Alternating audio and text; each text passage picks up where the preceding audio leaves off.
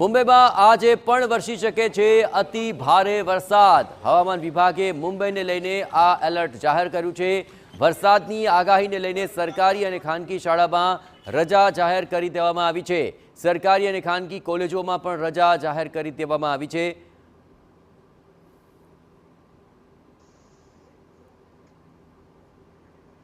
આ દ્રશ્ય આપ જોઈ રહ્યા છો કે જેમાં પાણી ભરાવાને કારણે हाल तो जनजीवन अस्त व्यस्त थई चूक्यु छे। ज्यां जुओ त्यां बस पाणी ज पाणी नजरे पड़ी रहा छे।